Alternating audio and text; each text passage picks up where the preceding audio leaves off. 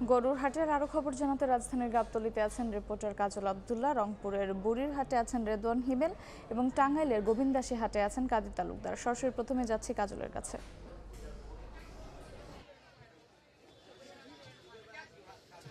জমজমাট বিভিন্ন কোরবানির পশুরে কিন্তু ভরে গেছে গাবতলী পশুর হাট। সেক্ষেত্রে রাজধানীর অন্যান্য হাটও একই চিত্র।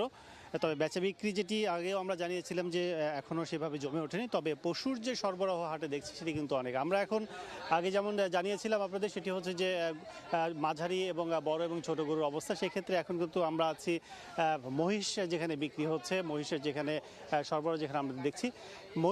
মহিষে কিন্তু এই মহিষগুলো আরেকটি মহিষ কিন্তু বলা চলে যে 1,80,000 থেকে 4 লাখ, এবং সবচেয়ে বড় মহিষ যেটি আমরা দেখেছি সেটি কিন্তু বলা চলে যে 8 লাখ টাকা পর্যন্ত দাম চাওয়া হচ্ছে। তা আপনাদের একটু দেখাতে চাই, সেটি হচ্ছে যে আমরা হাটে দেখেছি এবারে হচ্ছে বিভিন্ন খামারিরা তাদের কিন্তু নিয়ে আসছেন উট। সেক্ষেত্রে সেই মরুর যে উট কিন্তু এখানে বেশ জনতার মধ্যে উৎসুক অবস্থা সৃষ্টি করেছে। এক একটি উটের দাম হাঁকা হচ্ছে, ছোট উটগুলো 26 লাখ, 25 লাখ, এবং বড় উট যেটি আমরা দেখছি সেটি কিন্তু 28 লাখ টাকা দাম চাওয়া হচ্ছে, এবং ইতিমধ্যে কিন্তু 21 লাখ টাকা কিন্তু অনেকে দাম করেছেন, এমনটি কিন্তু বলেছেন এই খামারি যিনি এখানে নিয়ে এসছেন। সেক্ষেত্রে এই উটগুলো কিন্তু বাজারে কিন্তু বিক্রি হচ্ছে, এবং আমরা হাটের অন্যান্য পার্শ্ব দুম্বা দেখেছি, সেই দুম্বাগুলো কিন্তু 3 লাখ, অনেকটি কিন্তু 2 লাখ এবং 4 লাখ টাকাও কিন্তু দাম চাওয়া হচ্ছে। বিক্রি কিন্তু তারা দর কষাকষি চলছে, এমন কিন্তু দেখেছি। সব মিলে বলা চলে যে হাটে যে পরিমাণ কোরবানির পশু চলে এসেছে, গরু, মহিষ, দুম্বা, উট সব মিলে সবারই প্রত্যাশা কিন্তু এখানে যারা নিয়ে এসছেন তাদের প্রত্যাশা হচ্ছে যে নির্দিষ্ট যে দাম যারা চাচ্ছেন কিংবা দাম হাঁকছেন সেটি কিন্তু তাদের লভ্যাংশ অবস্থা যতটুকুই হোক তারা বিক্রি করতে চান। বলা চলে যে কোরবানির শৌখিন এই পশুটি তারা বিক্রি করতে একদিকে যেমন তাদের খুশির একটি বিষয়, আনন্দের একটি বিষয় থাকে খামারিদের কিংবা ব্যবসায়ী যারা এখানে আসেন 2 টাকা লাভের জন্য তারা বলছেন, সেটি কিন্তু বিক্রি তাদের একদিকে আনন্দ, অন্যদিকে কিন্তু কিছুটা হলেও সারা বছর ব্যাপী যে লালন পালন করেন খামারিরা সেটি কিন্তু তাদের একটি লাভেরও প্রত্যাশা থেকে থাকে এই কোরবানি মৌসুমকে কেন্দ্র করে। তো সব মিলে এবারের পশুর হাটে বলা চলে যে গাবতলীতে যদিও সংকীর্ণ জায়গার মধ্যে কিন্তু অনেক পশু আমরা দেখছি, তবে তাদের দাবি হচ্ছে যে তাদের সুযোগ সুবিধার একটি কিন্তু তারা কিন্তু অভিযোগ করেছে, সেই সুযোগ সুবিধা পর্যাপ্ত না হওয়ার কারণে কিন্তু সংকীর্ণ জায়গায় কিন্তু অনেক পশু রাখতে হচ্ছে, এবং বলা চলে যে হিজিবিজি অবস্থা কিন্তু হচ্ছে। এবং আপনারা দেখতে পাচ্ছেন যে উৎসুক জনতাও আছে, সে জনতার মধ্যে কিন্তু বেশিরভাগই বলা চলে যে এখন পর্যন্ত উৎসুক জনতা, ক্রেতার সংখ্যা এখন কম। বাকি 3 দিনে বলা চলে যে পরিস্থিতি পাল্টেছে এবং বিক্রি পরিমাণ আরও বাড়বে, এমনটি প্রত্যাশা এখানে আসা খামারি এবং মালিকদের। তো আমার কাছে ঢাকা থেকে ছিল এই। এখন চলে যাবো রংপুরের বুড়িমারি, সেখানে আছেন সহকর্মী রেদওয়ান হিমেল।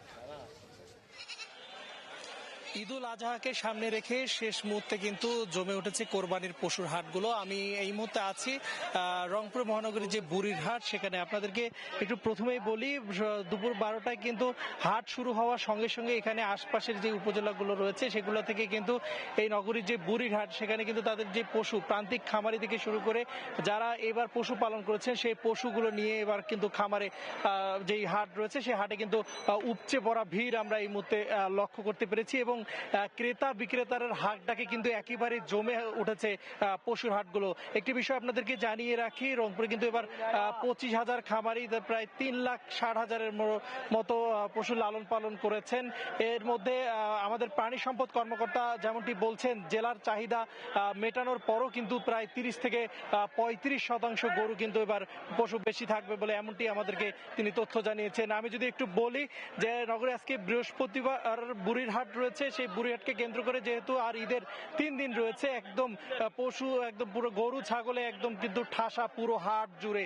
আমি বুড়ির হাটের চিত্র আপনাদেরকে যদি একটু ক্যামেরার লেন্সে দেখানোর চেষ্টা করি, কিছুক্ষণ আগে থেকে শুরু করে রাস্তা, পুরো রোড থেকে শুরু করে পুরো হাট পর্যন্ত কিন্তু একদম পশুদের ছেয়ে গেছে। আমি যদি একটু বলি, এই গরুর হাটে কিন্তু এখন পর্যন্ত প্রায় 3 থেকে 4 হাজার পশু এখানে নিয়ে আসা হয়েছে, বিক্রেতারা নিয়ে এসেছে, এবং বিক্রেতারা যেমনটি বলছেন, একটু অভিযোগ করেই বলছেন ভারতীয় গরু কিন্তু আসার কারণে তাদের যে নির্দিষ্ট দাম বা তাদের যে কাঙ্ক্ষিত দাম সেটা পাওয়া নিয়ে কিন্তু তারা আমাদেরকে একটু শঙ্কার কথা জানিয়েছেন। যেই গরুগুলো 1,20,000 থেকে 1,50,000 টাকা বিক্রি হওয়ার কথা ছিল, তারা যেমনটি বলছেন সেই গরুগুলো বিক্রি হচ্ছে 80 থেকে 90,000 টাকা। সেক্ষেত্রে কিন্তু তাদের এই যে গোখাদ্যের কারণে, অতিরিক্ত গোখাদ্যের কারণে কিন্তু তাদের যে এই লসের এটার ভাগ কিন্তু তারা বলছেন যে এই সমস্যাটা যা সৃষ্টি হবে।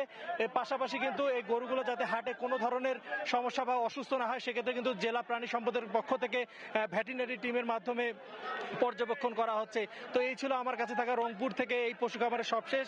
আমি এখন চলে যাচ্ছি টাঙ্গাইলে, সেখানে রয়েছে সহকর্মী তালুকদার।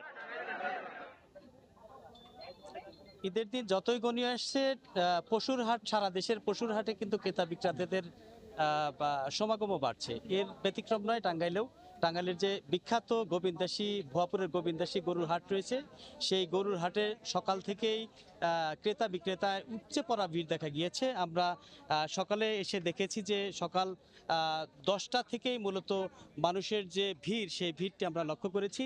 যারা এখানকার স্থানীয় কৃষক রয়েছেন, খামারি রয়েছেন, তারাও যেভাবে এসেছেন এবং দূর দূরান্তের যে পাইকার রয়েছেন, যারা সাধারণ ক্রেতা রয়েছেন, তারাও কিন্তু এখানে ছুটে এসেছেন। তবে সকালের দিকে বেচা বিক্রি কিছুটা কম হলেও বেলা বাড়ার সাথে সাথেই কিন্তু বেচা বিক্রি অনেকটাই বৃদ্ধি পাচ্ছে। আমরা এখানে কথা বলেছিলাম, এখানকার যারা ক্রেতা রয়েছেন তাদের সাথে কথা বলেছিলাম।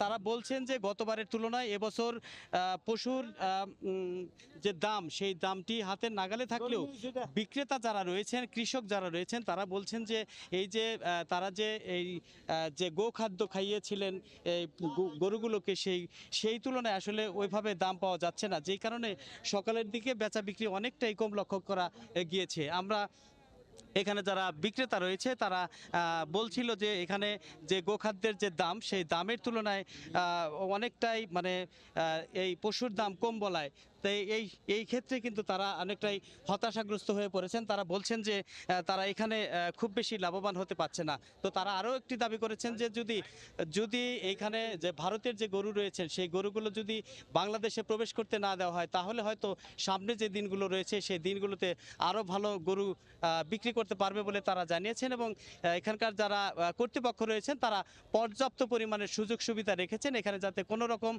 দুর্নীতি না হয়, জাল টাকার কোনো ছড়াছড়ি না হয় এবং কোনো পশু যাতে অসুস্থ না হয়ে পড়ে তার জন্য কিন্তু সকল প্রকার ব্যবস্থা রেখেছেন।